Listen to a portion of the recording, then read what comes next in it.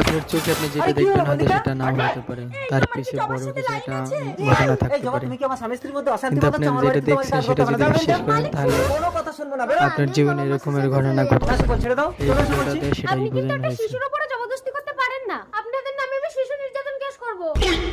চলে এসো সুফল, এবার আমার স্বপ্নগুলো পূরণ হবে।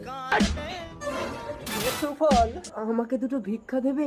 আজ দুদিন কিছু খাইনি। ঠিক আছে, এখানে বসে তুমি এই ভাতটা খেয়ে নাও, আমি তোমার জন্য জল নিয়ে আসছি। এই নাও, জল নাও। ভিখারিটা মরলো কি করে? মল্লিকা! এ কি, তুমি ভিখারিটাকে বিষ মাখানো ভাত খাইয়ে মেরে ফেললে চঞ্চল? বিষ মাখার ভাত মানে? তোমার ওই কাজের মেয়ে জবা আমাদের ছেলেকে মেরে ফেলবে বলে ভাতে বিষ মিশিয়েছিল। তার মানে তো ওই জবা এতক্ষণ আমার ছেলেকে মেরে ফেলেছে। হ্যালো পুলিশ, আসুন স্যার, ওই বাড়িটা।